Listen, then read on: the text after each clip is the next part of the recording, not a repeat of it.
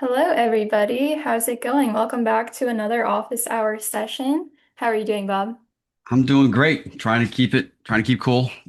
I know. Third day of the heat wave. How Really about late you? this week. Oh, yeah. It's very hot here. Let's see.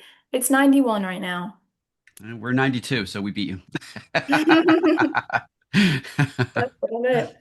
Well, if you're new here, I'm Paris Williams. I'm the MC for these bi-weekly sessions, joined here with the owner of Ironside IT Partners, Bob Miller. We start with a brief topic and then we open the floor for Q&A. So at any point, feel free to drop your questions in the Q&A box below. Um, each session is going to be recorded and posted to our YouTube channel, so I'll make sure I share the link to our YouTube channel in the chat, usually posted by the end of the same day. Today's topic is going to be the day Microsoft 365 goes down. Bob is going to cover that topic and then we will move on to questions. So, Bob, I'll hand it over to you. All right, I'm going to share my screen here. So yes, today's topic is the day Microsoft 365 goes down. So a little bit about us. Here we go. Ironside IT Partners, just a little slide about us, where we got started. Been around since 2005. I've been in the industry since the early 90s. Yes. And so we know what we're talking about. We have been doing this for a lot longer than Microsoft 365 has been around.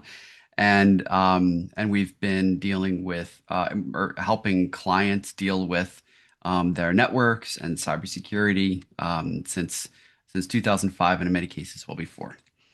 So when Microsoft 365 goes down, or as we always abbreviate because we get so tired of saying Microsoft all the time, when M365 goes down, formerly Office 365, formerly Link, formerly Office Communication Server. The names go on. If you know Microsoft, they like to rebrand everything. But today we call it M365 or Microsoft 365. And a lot's changed since the Office Communication Servers or the Link days. Now Microsoft 365 connects literally everything together. So when Microsoft 365 goes down,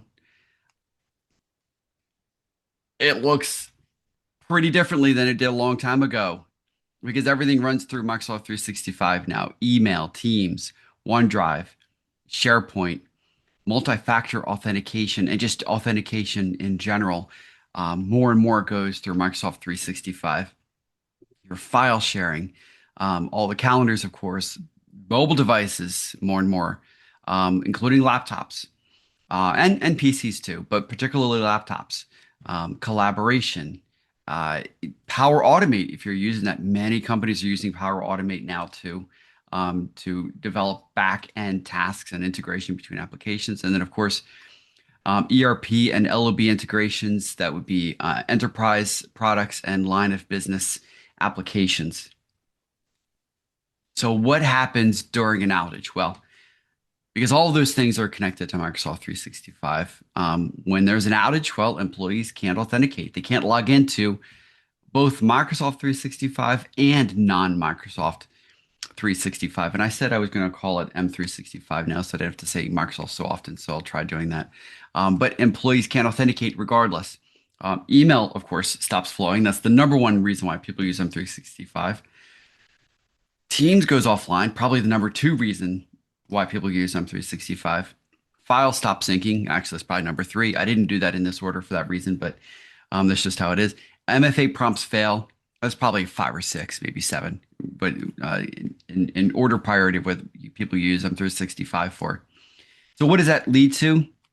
Customer delays, missed orders, halted communication, the inability to invoice, and ultimately you can't support your customers or patients or your clients. Sometimes not at all.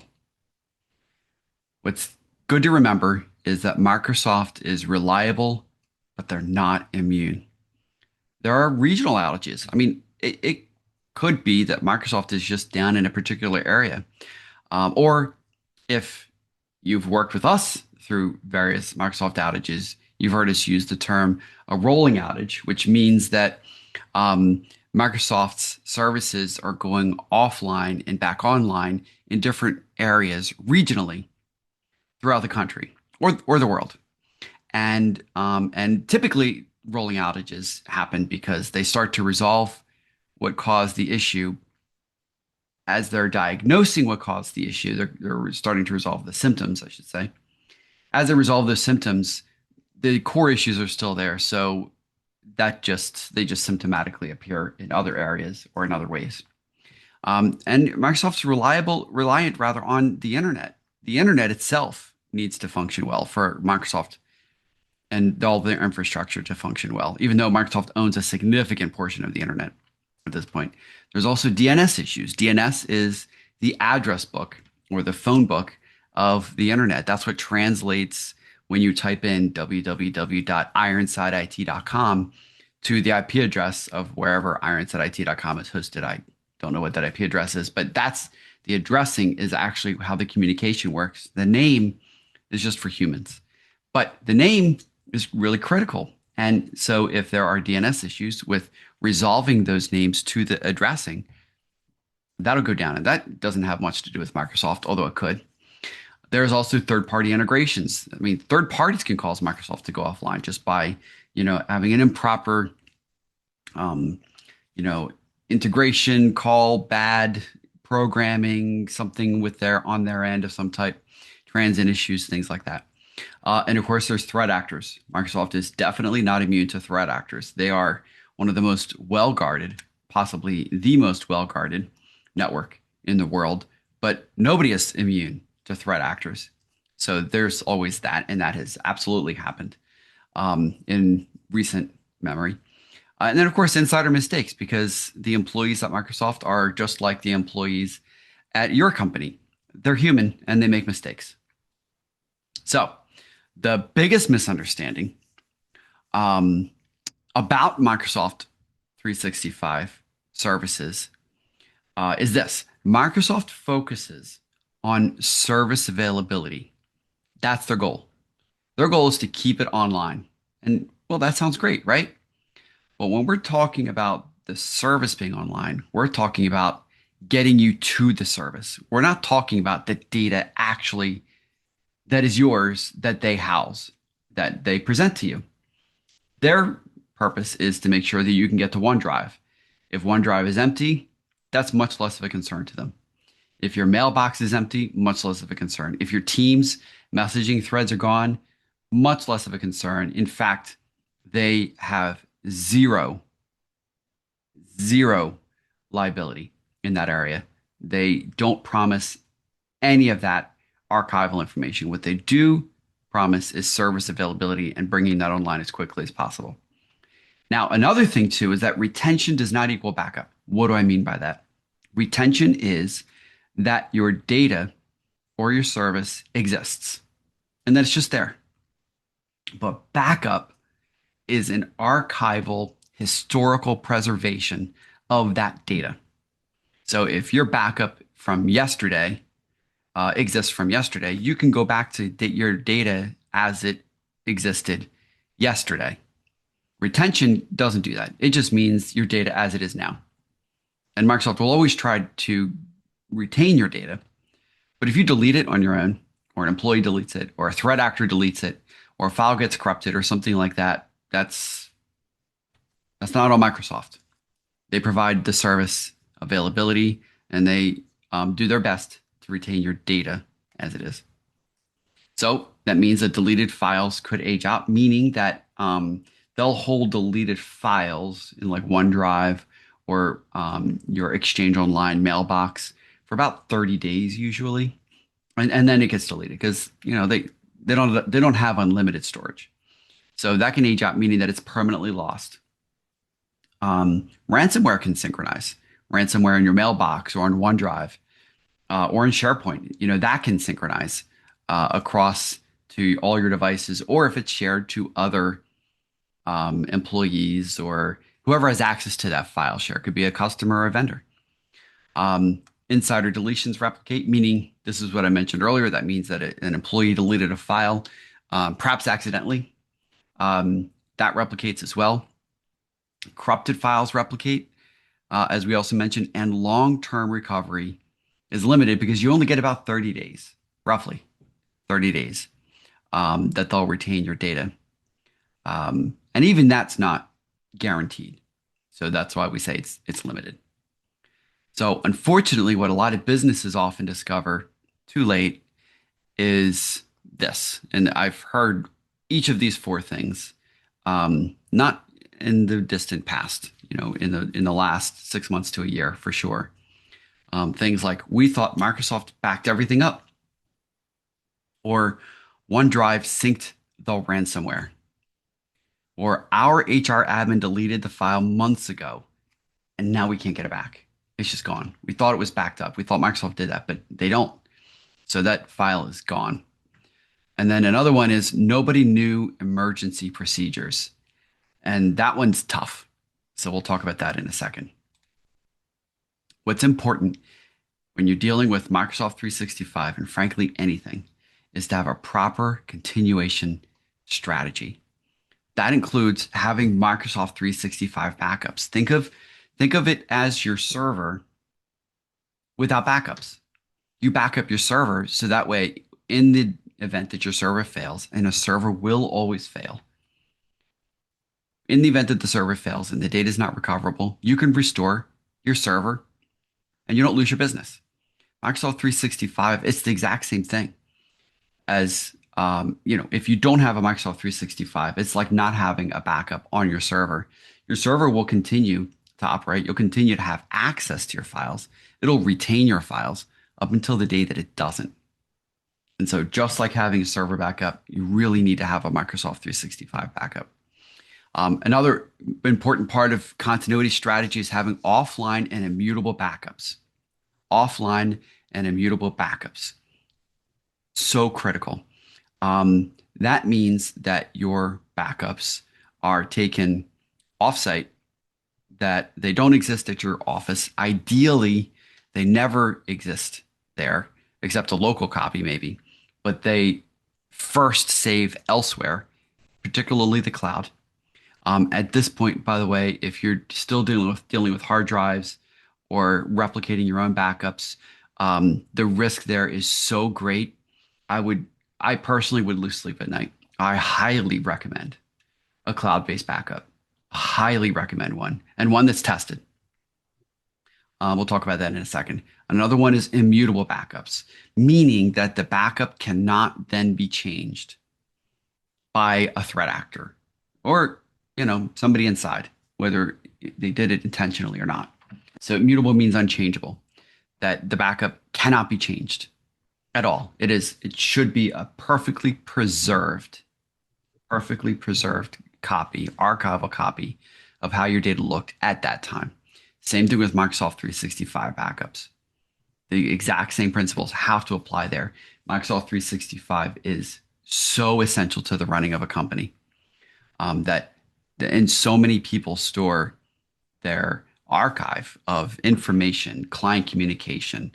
If you're an engineering or architecture firm, drawings sent to your mailbox, or there are just so many things that people, your contracts, a lot of small businesses, when they have signed contracts, they leave them in their mailbox and they don't save them somewhere else, like to the server and things like that, because their mailbox is there.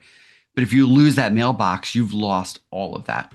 And then a lawsuit comes along and you don't have that information. So super critical to have Microsoft 365 backed up offline and immutable. It's important also to have alternate communication methods defined in advance, unlike, say, an incident response plan, including emergency contact procedures also defined in an incident response plan. It's good to have MFA contingency planning, meaning that if one type of login doesn't work, particularly an M365 login, you've got another way to connect. It could be, even though I hate it, it could be email or SMS authentication, or what we generally set up for clients is another MFA path, usually in a password manager or in Google Authenticator or something like that, so you can still log in. And then, of course, disaster recovery planning and having administrator break glass accounts, so that way you can log in administratively using accounts that are only used for that one time. Break glass. So Any questions about Microsoft 365, incident response plans, disaster recovery, or frankly, anything whatsoever about IT, cybersecurity, or anything technological like that? Paris? All right, we did have one question submitted in advance. How Oh, likely is a major M365 outage really? well, pretty high. It happens all the time. So, we see it pretty regularly across our client base. Of course, our client base is much, bigger than what you would than just one organization, which would be your experience. But um, it happens actually all the time. I mean, we see rolling outages pretty regularly. You know, put some, I don't want to throw Microsoft under the bus or anything like that here, but in our experience, we probably see it every couple of months at least, where there's rolling outages, and we have to explain that this is a Microsoft 365 problem. Again, the rolling outage could be anything. It could be a service. It could be inability to log in, but the data is there. It could be a loss of data, mailbox that's empty before Microsoft recovers it, or in some cases doesn't recover it. So, and then a little less often, but definitely, I mean, multiple times a year, total outage, meaning that your entire organization or sections of your organization are completely unable to work. So it happens. Microsoft is has probably the largest piece, singular in plurality, piece of the internet compared to any of everybody else, and they are one of the biggest, if not the biggest, target for threat actors. So they're constantly fighting this. And so it only makes sense that there would be, with that large of an apparatus across the internet and with that large of a target on their back, that, something would go down either just because it was, something broke or because somebody intentionally brought it down. So, Paris? If Microsoft loses our data, are they responsible for it? Nope. They have zero responsibility for it. This is Microsoft we're talking about. What do they have today with the top? They're in the top four. They're always in the top four largest companies in the world, which means they're one of the largest companies to have ever existed on the planet, right? So think about it like that.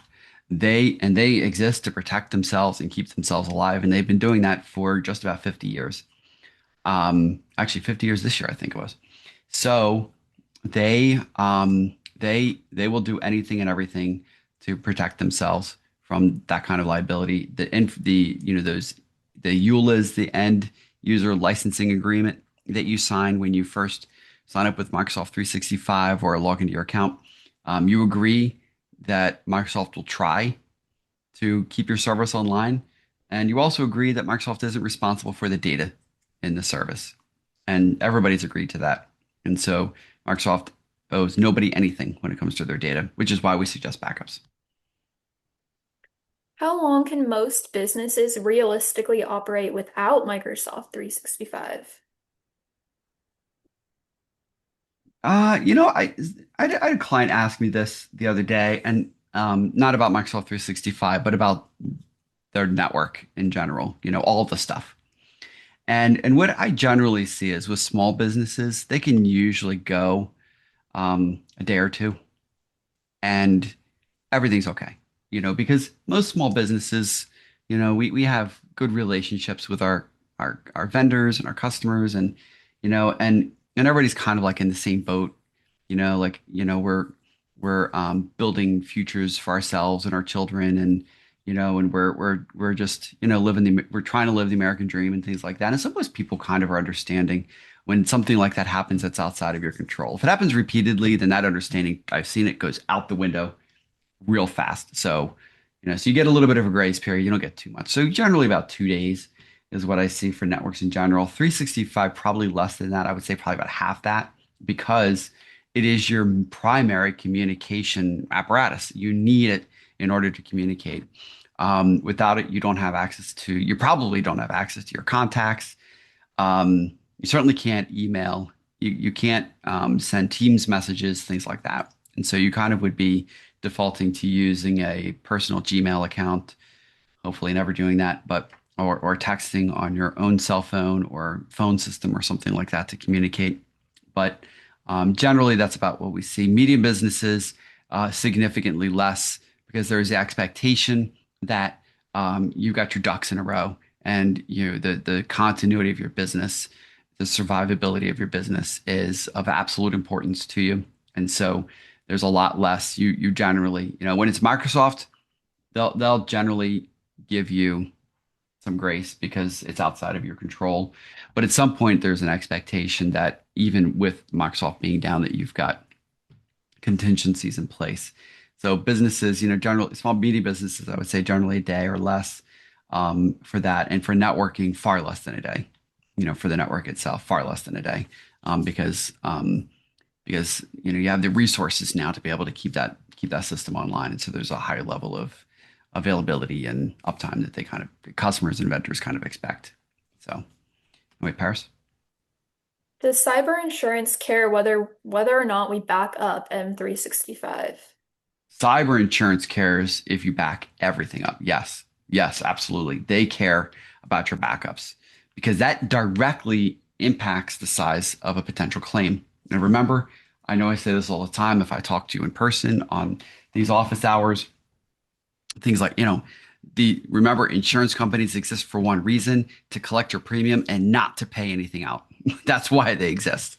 It's kind of a crazy business model when you think about it. So they will do everything in their power to prevent paying on a claim. And I believe right now it's only about 40% of cyber insurance claims are actually paid out. Only 40, that's less than half. So, so one of the ways that they get around paying it off, paying it out rather, you'd have to check your insurance policy. One of the ways they get around that is by requiring you to have backups in place to limit the size of your claim. And then whether they choose to pay that claim or not is dependent on the insurance company. It might just be smaller. They might limit their liability to not include your backup if you didn't back it up, things like that. So as inexpensive as Microsoft 365 backup is for the backup that we offer, it's just $4 a mailbox a month. As inexpensive as it is, I would just suggest getting that paid because that will help you out significantly in the long run. What should we ask our IT people about M365 backups?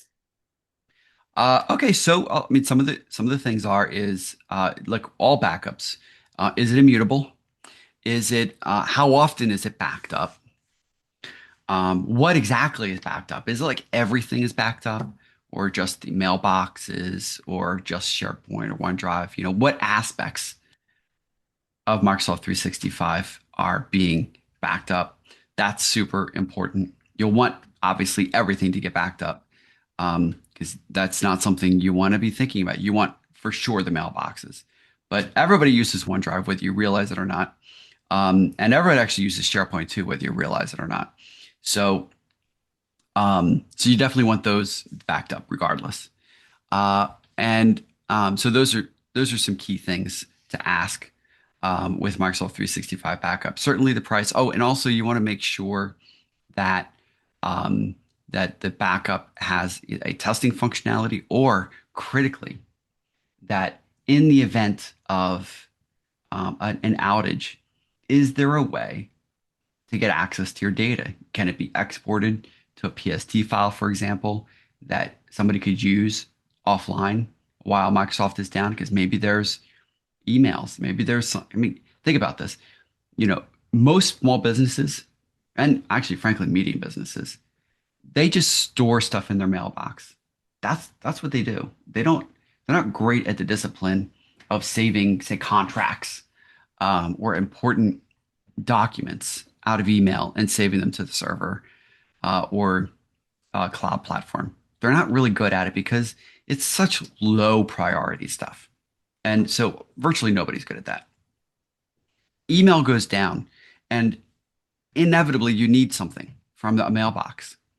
So email's down. Okay, fine. 365 is down. All right. How do we get to that data? Because you might need it now.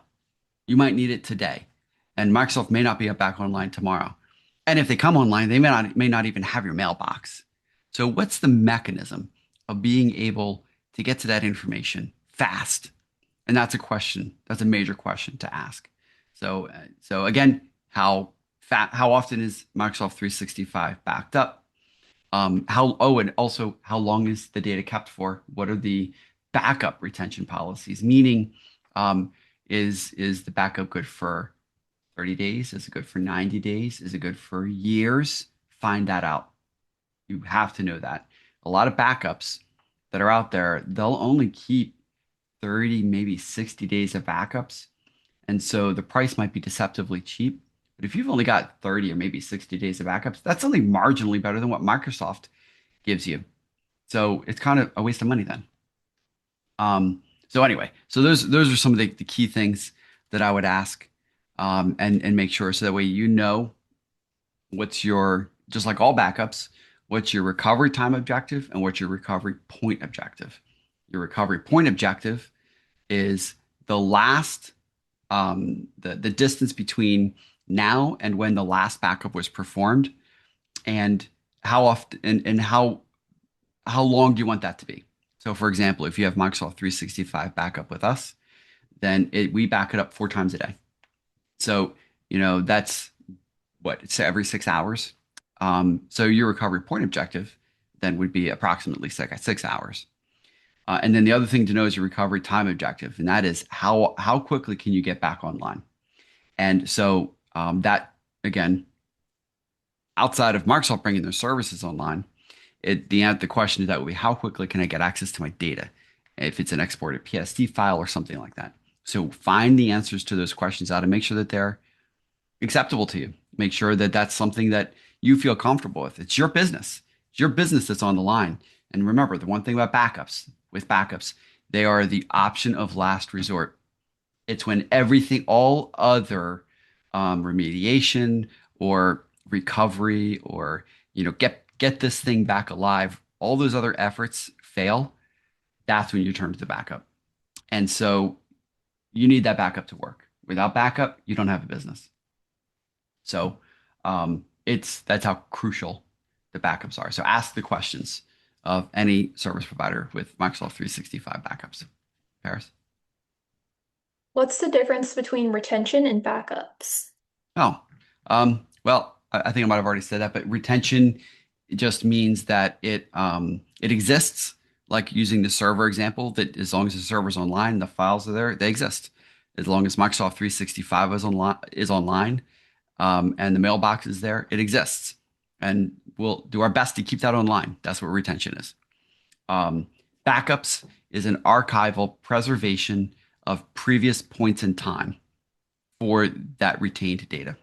So if you back up your server every day, then you've got an archive of those backups going back, however often you keep those backups. Same thing with Microsoft 365. If you keep those, if you have those going back, a year, then you've got backups going back over a year. Retention and backups are just two very different things. What's the best way to back up M365? The best way is, and I know there's a lot of different backup um, products out there for Microsoft 365. The best way is the same thing as the best way to back up a network, a server rather, and that is immutable and in the cloud with retention policies for the backups themselves. So that way you can go back over years to restore the backup. Um, but it's got to be in the cloud and immutable because it's gonna Microsoft 365 is itself a cloud product. So you want to make sure that it restores from cloud to cloud when you need to restore something. Um, and you need it to be immutable. You need to make sure a threat actor cannot get to it and pollute it and corrupt it and make it their own. Because what's the point of a backup if that can happen? There is no point because it's the option of last resort. It's got to work. And another thing too is making sure that it's tested, always tested. Paris? All right. believe that was our last question. We have answered all of these, and we're Okay. right at time. All right. Thanks, everybody, for the good questions. We will be meeting back here again on June 3rd. You can join using the same link that we used today. The recording should be posted to our YouTube channel in the next few hours. And if you have any questions or topic suggestions, make sure that you submit those through our website on the Office Hours tab.